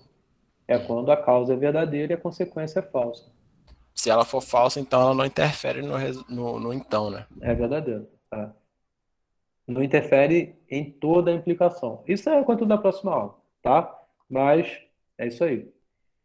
Antes da gente entender como a gente simboliza de fato o que está sendo escrito, o que está sendo falado, a gente tem que entender essa sintaxe, tá? O nosso objetivo é simbolizar, representar bem os conectivos, os enunciados. E aí como a gente faz? Lembra que eu passei um exemplo falando, né? Eu suprimi algumas palavras, por exemplo, o carro é amarelo e o carro ou o carro possui 4 rodas, sei lá qual era o exemplo, mas eu suprimi dizendo o carro é amarelo ou possui 4 rodas. Não era esse o exemplo, mas eu suprimi, né? Eu tirei um pedaço, mas isso não quer dizer que não tem um objeto ali. Então você tem que entender qual é o objeto e até é bom que você reescreva isso de modo, o enunciado, de modo a ter bem claro quem são os objetos e suas propriedades, juntamente com os conectivos. Então, isso daqui não está bem estruturado, enquanto aqui está bem estruturado. Porque 2, 3 e 4 são pares, na verdade, você está dizendo é que 2 é par, e 3 é par, e 4 é par. Tá? Então, tem a mesma informação sendo passada, enquanto a primeira está estruturada, não está estruturada, a segunda está estruturada. Ok? Então, o que eu digo tem que simbolizar. Veja se está claro quem são os componentes, que eu vou explicar até o que são componentes já já, mas cadê esses conectivos e o que separam, e o que monta, né? O que a gente usa para montar esses enunciados maiores, ok? Cadê esses enunciados menores? Tem que ter bem claro quem são, ok? Ok. Então vamos agora para logo analisar, né, esses enunciados e saber, então, reescrevê-lo e também saber simbolizar bem, tá? Então, a gente tem aqui 2 passos, né? Então, primeiro a gente determina enunciados mais simples a partir desse enunciado grandão, que é o que vai ser apresentado é isso. É um enunciado grandão, você tem que saber quem são esses enunciados menores. E a gente tem que saber explicitar como eles são formados, como a gente utiliza essas ligações aí entre eles. E como é que a gente faz isso? É usando simbolização, tá? Então, primeiro vamos entender como como é a simbolização dos conectivos. Então, caso você esteja negando alguma coisa, algum enunciado, então você tem lá o não aparecendo e suas formas similares, equivalentes, sinônimas de escrever um não, né? E aí o símbolo que a gente usa é esse, tá? Existem materiais aí que você vai ver utilizando o til, tem material que utiliza uma barrinha em cima. E em outros cursos de programação, por exemplo, vocês veem portas lógicas. Vocês já viram isso na vida de vocês? Lógica booleana, o AND, a porta AND, a porta OR, a porta XOR, são coisas que vocês vão ver que é toda a lógica utilizada para você montar linguagens mesmo de programação e diversos outros contextos de programação.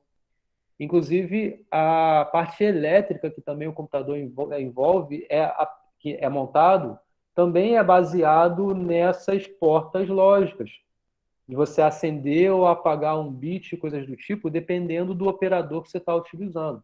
Enfim, são coisas de outros assuntos, mas que se referem à mesma coisa do que estou falando aqui agora.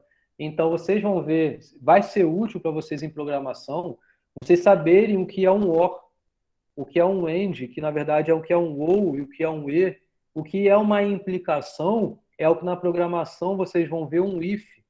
Um if, não sei o que acontece, e então vai acontecer alguma coisa. É exatamente esse conectivo que está aqui, tá? E aí existem inúmeras outras formas, tá? E vocês vão ver lá que tudo sai desses conectivos lógicos que estão aqui. É por isso que essa matéria termina com para computação, porque esses exercícios são pensados na linguagem de programação. Isso, o else é o senão, né? É o senão, o que que é? É o se acontece a negação. Então, vê que o senão é obtido por aplicação de dois conectivos. Eu ainda não entendi sua pergunta, Patrick.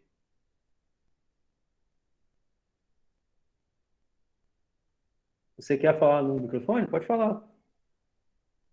Ah, sim, porque tipo, a matéria é fundamentos, né, matemáticos para a computação. Então, tipo, Uhum. todo esse... como é que é o nome desse assunto que a gente está estudando? Lógica. É, a lógica é justamente para preparar a gente para o que vai vir depois, que é a lógica de programação, no caso. É super bem associado uma coisa a outra. Isso. Na verdade, é um pouco do que eu tentei falar na aula passada, no sentido de você ter também a clareza ou o bom entendimento do que está sendo escrito e do que você vai usar para argumentar alguma coisa. Então, é um pouco fundamental você entender isso, que é importante para a sua computação. Entendeu? E, Hum, claro, a gente pode particularizar isso em diversos conceitos, tanto na programação quanto em inúmeras outras disciplinas aí ao longo do curso de você, ou seu, no curso uhum. que você vai fazer, né? Beleza? Entendi. Eu comentei também que eu acho engraçado que eu tô fazendo FMC de novo, né? Eu tentei fazer da outra vez com a Raquel, só que eu não passei, eu Uhum. reprovei. E eu acho engraçado que eu tenho mais, embora esses exercícios sejam para preparar a gente para a programação, eu acho mais fácil a programação do que esses exercícios, né? Eu tenho familiaridade com o if, com o for, com o and, com o or, com Uhum. todas essas associações, né? Uhum. Doideira. Uhum. É uma matéria grande, né? A gente não vê só isso. A gente vê análise combinatória, que aí vai exigir um pensamento é, utilizando teoria dos conjuntos e suas propriedades pra caramba, para conseguir determinar tamanhos de conjuntos. E isso é importante porque na programação, talvez não nessas matérias iniciais de programação, mas muitas das vezes você vai querer resolver um problema, você vai querer tentar todas as soluções. E às vezes tentar todas as soluções, o que significa? Significa você conseguir criar um espaço de busca num conjunto determinado e você quer saber quantos são os elementos desse conjunto, então você pensar combinatoriamente na solução desse problema é você pensar nas coisas que a gente está vendo aqui em FMC, entendeu? E vai ter uma evolução de aplicação em programação absurda aí, entendeu?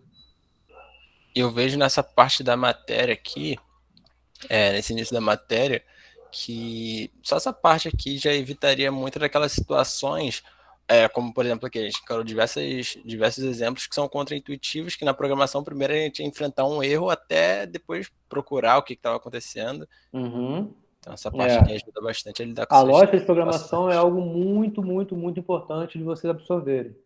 Não tem uma matéria específica. Aqui o assunto hoje é lógica de programação, né? Você não tem isso. Você acaba aprendendo pela lógica que a gente está vendo aqui, né?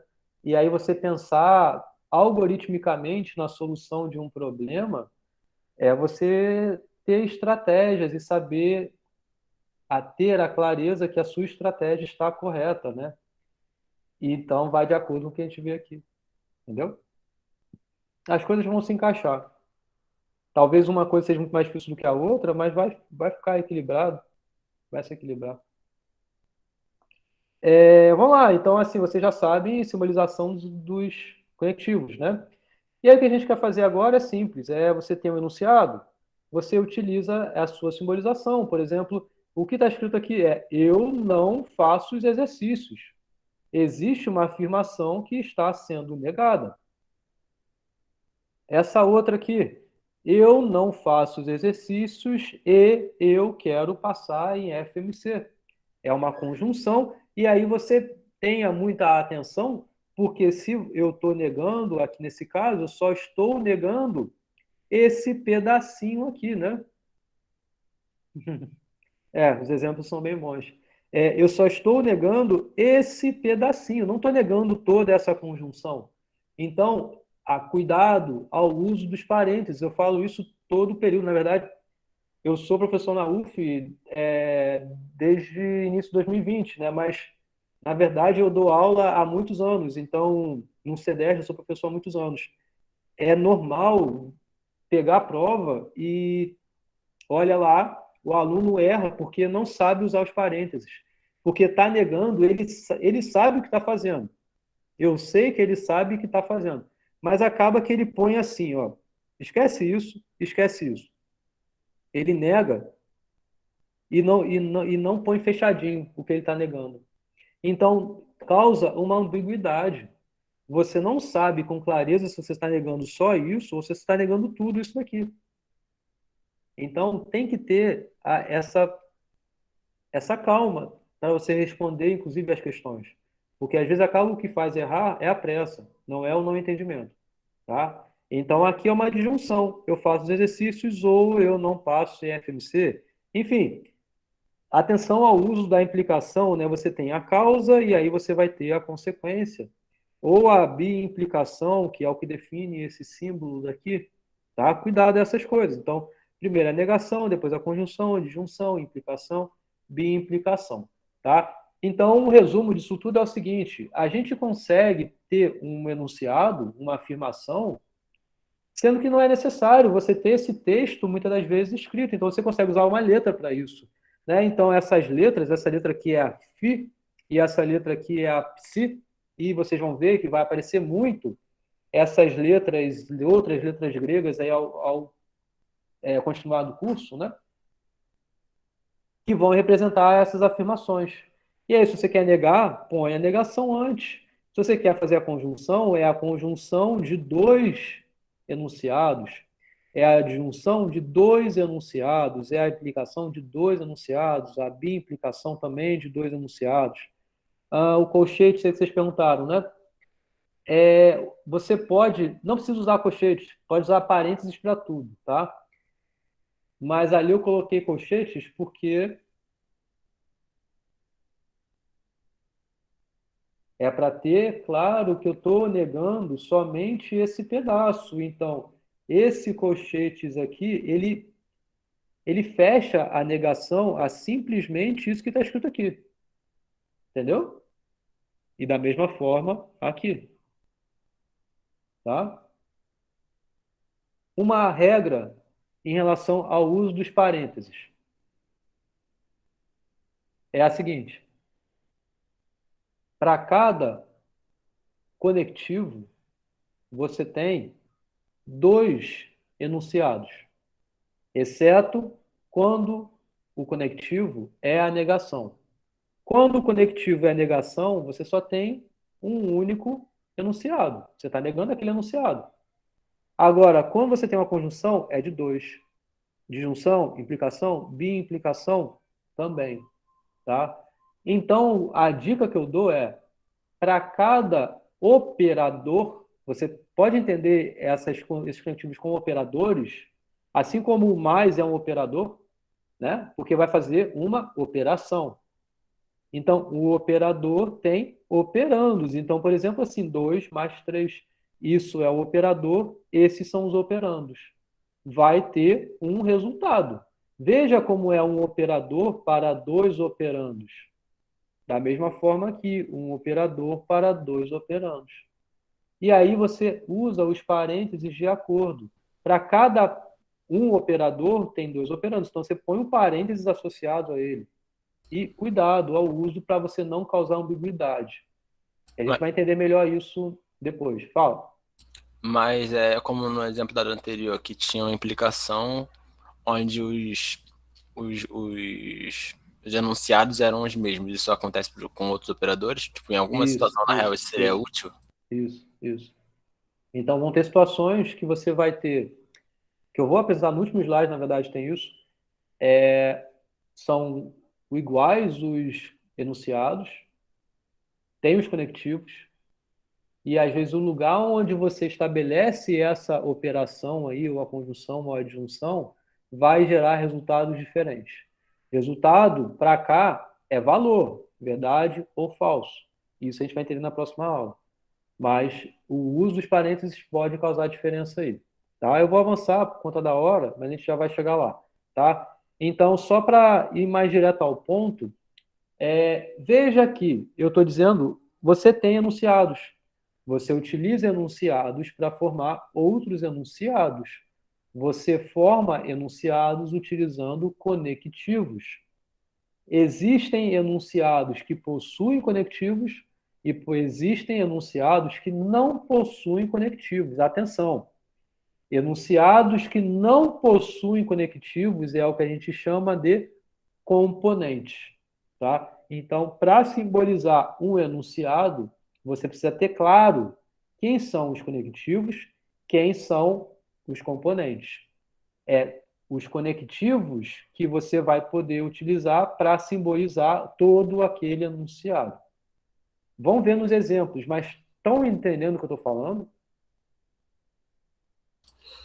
Olha, até então eu estava pensando que enunciado e componente... Pera. Eu estava pensando que enunciado e componente era uma mesma coisa, só que tipo um componente... É um enunciado especial. É um enunciado que não tem conectivo. Então, olha o exemplo. X é primo, tá? Isso é uma componente. É uma componente porque é um enunciado e nesse enunciado não tem conectivo. Um outro exemplo. Ela não gosta de bebidas amargas. Isso é um enunciado. Agora, qual é a componente que tem ali? Ela gosta de bebidas amargas porque não é uma negação, é um conectivo. No componente não tem conectivo. Então é esse pedacinho só. Ela gosta de bebidas amargas. Tá? Está chovendo ou fazendo sol. Então você tem aqui não uma componente só, mas você tem duas. Está chovendo é uma componente, está fazendo sol é outra componente. Então você tem aqui esses enunciados especiais, que são aqueles que não têm componentes, aliás, que são aqueles que não têm conectivos, que vão ser utilizados para, com os conectivos, formar os enunciados maiores. Só uma dúvida. Sim. A primeira afirmação, ela é um componente? Uhum. Ela já é um componente. Isso. Mesmo... Tá, entendi. Por quê? Não tem e, não tem ou, não tem se, então, não tem negação, não tem implicação. Sim. Tá? Agora aqui, não é o caso que x não seja primo. Veja que tem negação aqui e tem negação aqui, ou seja, tem duas negações aí nessa frase. Tá bom, eu ainda não estou olhando isso de fato, mas estou olhando a componente. Então, no caso, a componente é x é primo. É o que tem de afirmação aí, é somente isso. Como você vai usar os conectivos para formar o enunciado, aí é o próximo passo. Tá? Então, aqui, por exemplo, um outro. Vou avançar direto só para... Tem várias pausas aqui, então não... Tá. Se x é primo, então x é igual a 1 ou x não tem um fator próprio? Então, é um enunciado grande até. Existem diversas, ou não diversas, mas alguns conectivos, mas o que a gente está interessado aqui são nas componentes. Então, ó, isso aqui é a causa com esse efeito, né? Então, você tem uma implicação aí, e o que importa aqui é ter essa negação dessa afirmação. Então, isso daqui é uma componente. x é igual a 1 é outra componente, x tem um fator próprio é a outra componente, não tem essa negação aqui. Mas ela ser componente não impede dela ser o próprio isso. Isso. Como o Pedro falou aí, a componente, por si só, ela pode ser um enunciado, né? Às vezes só tem ele mesmo e é isso. Tudo bem, tá? João e Ricardo são felizes por serem saudáveis e ricos. Veja como aqui houve uma economia drástica nesse enunciado, né? Porque o que está dizendo? João é feliz porque ele é saudável e João porque ele é rico, né? Ou seja, João é feliz, João é saudável, João é rico. Da mesma forma como Ricardo é feliz, é saudável e é rico. Foi super econômico aqui, né? Enxuto. As componentes são todas essas aqui. São informações que você vai ter de um objeto ter uma propriedade. Tá? Então, uma vez que vocês já entendem o que é a componente e o que são os conectivos, meio que acabou a história. Você tem que, então, saber simbolizar esses enunciados. Como? Vocês já sabem como é a simbolização dos conectivos. Agora, como é que a gente vai simbolizar as componentes? É utilizando as legendas. Tá? Então, tem que ter bem claro que você tem que saber identificar esses enunciados sem conectivos, ou seja, as componentes. Para cada componente, você vai atribuir uma letra. Ou seja, você vai ter uma correspondência de uma letra para uma componente. E você vai ter as letras, você vai ter, então, uma legenda para aquilo e vai simbolizar usando os símbolos dos conectivos, simples assim. Então, esse enunciado aqui, ela não gosta de bebidas amargas. A gente já tinha entendido que a componente era afirmação. Então, ela gosta de bebidas amargas. Então, a legenda, atenção aqui, legenda 2 pontos. Uma letra qualquer que você pode escolher vai estar associada a essa componente. Você tem que usar 2 pontos. Em lógica, a gente não utiliza o símbolo de igual. Tá? A gente utiliza aqui a definição. G é definido por esse componente. Então, a gente utiliza 2 pontos. Tá? Faz parte dessa nossa sintaxe lógica aqui. Não é linguagem de programação, mas é assim que você deve escrever. Tá?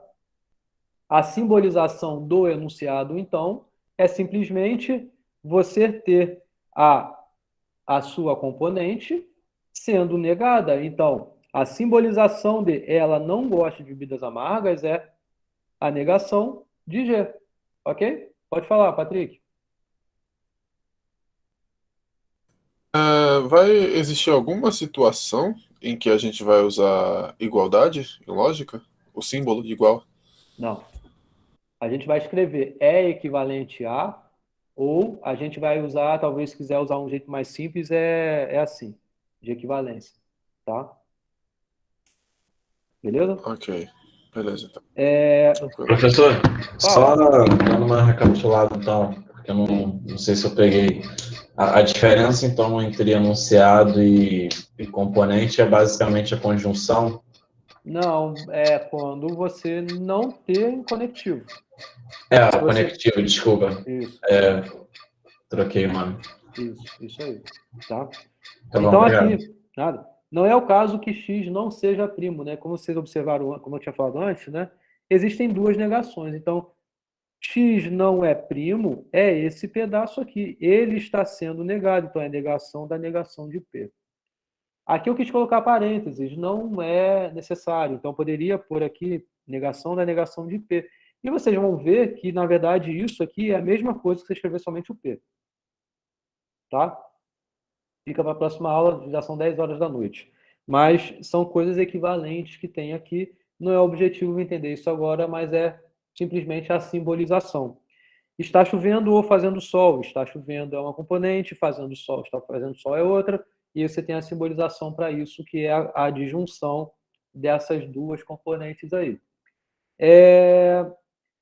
Vou botar direto aqui o slide todo, depois eu vou comentando cada coisa rapidamente aqui.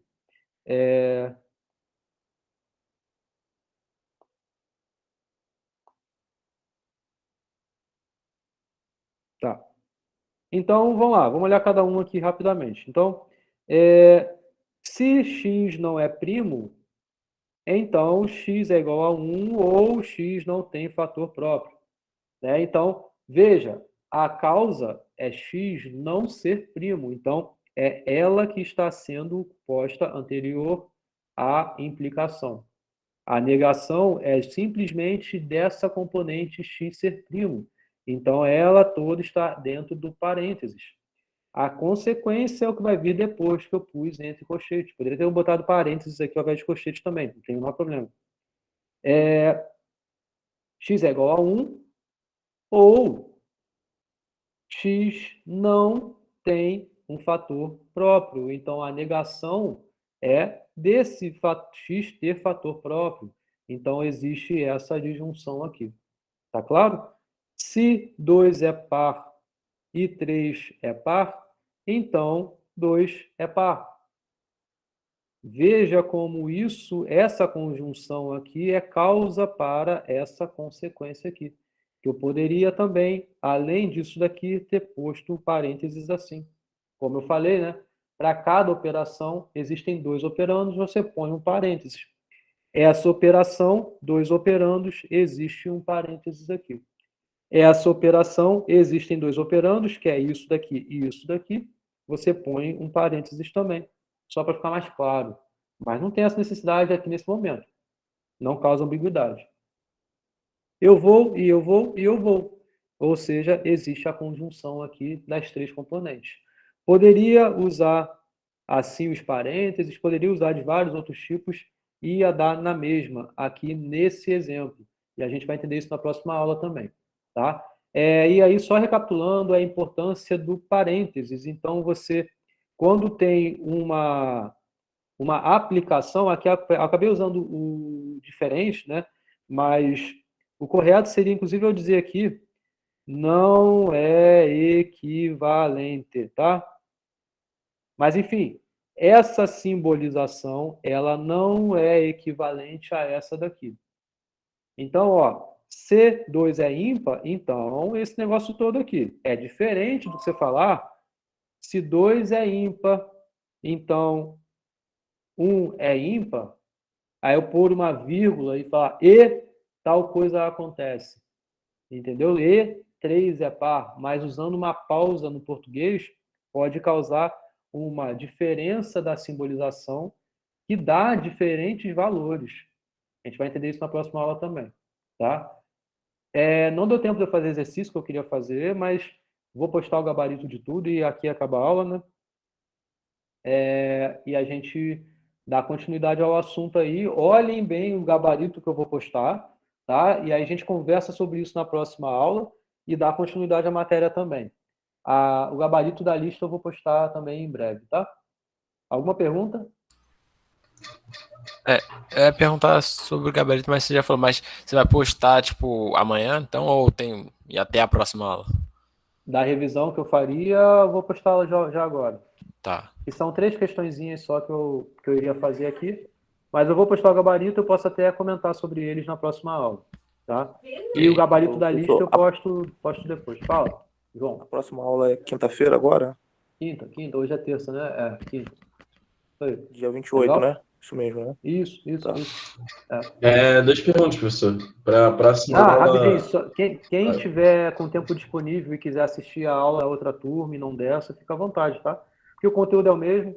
É claro, tem coisa que eu falo para vocês e que eu acabo falando diferente para eles, mas é bobeira, é uma coisa ou outra só, tá?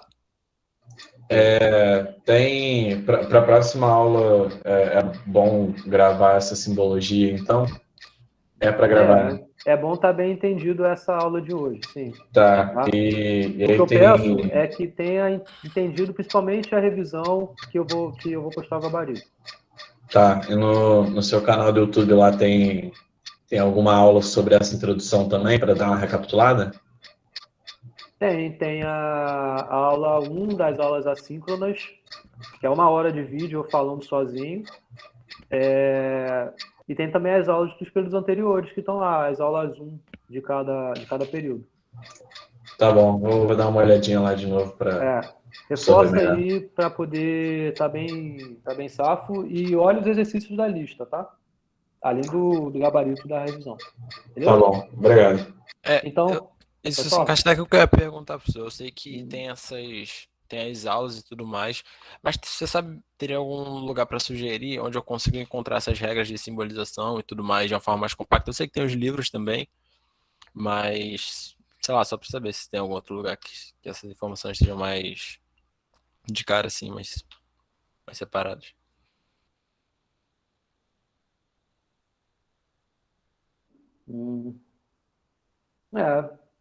são os slides mesmo, né? Os slides e os exercícios, né? Porque não é. Ah, é verdade, tem os slides. Não, pode crer, eu tinha Vou esquecido. postar esses slides. Eu tinha olhado, não tinha. Você posta depois da aula, né? Vou postar. Tá bom. Beleza. Se quiser, eu posso até postar os slides antes da aula também, mas Às vezes, seria bom porque às vezes eu gostaria de estar acompanhando o que você tá falando aí aqui no slide. Tipo, às vezes você tá. troca e tal. Seria interessante. Tá bom, posso fazer isso. Beleza. Beleza. Então tem os slides, tem os próprios exercícios, vocês vão aprender muito isso na prática, né? Exercitando e enxergando as coisas em talvez exemplos que não sejam tão evidentes. Tá? Por isso que eu quero muito que vocês olhem os exercícios, tanto da lista quanto da revisão. Uma coisa que eu não falei para a turma anterior, estou falando para vocês, e provavelmente eu posto só alguma observação, olhem ela de trás para frente, porque as últimas questões são menos fáceis ou mais difíceis, aí fica com vocês, do que as primeiras. Tá? As primeiras são mais uma repetição de coisas que são simples demais, e as últimas são mais elaboradas. Tá? Então, deem uma olhada nessa ordem, talvez, porque são muitas questões mesmo. Tá? Tá. Outra informação, só que aí já não é sobre a matéria, é sobre meio de contato. Você tem um e-mail mesmo, né? Pode mandar e-mail, pode postar no Classroom, qualquer coisa. Ok. No fórum, no mural, né? Uhum. Vocês conseguem escrever lá, então, se tiver alguma dúvida. Ou o meu e-mail, Beleza. pode mandar e-mail à vontade aí. Tá? Beleza. Então, beleza. Gostaram, gente? Bacana a aula. Eu tô com uma dificuldade de absorver as coisas por enquanto, mas foi boa a aula. Tá bom. Então, ok. Espero que vocês acompanhem, né? É claro, é muita informação ao mesmo tempo, né? Mas aos poucos mesmo, fazendo exercício, aí fica mais claro. Também é por isso que tem a aula que é só para fazer exercício, né? Eu acho que já é na próxima quinta, porque terça é feriado. Quinta-feira agora tem aula. Aí terça-feira da semana que vem é feriado. Aí na quinta da semana que vem, eu acho que é de exercício. Aí é bom. Beleza? Beleza. Então tá bom. Obrigado aí, gente, pela presença de Obrigado vocês. pela aula aí, Obrigado, professor. Boa noite. Valeu pela aula, professor. Obrigado. Boa noite. Até quinta-feira. Tchau, boa noite. Boa Boa noite. noite, gente. Boa noite, boa noite, boa noite.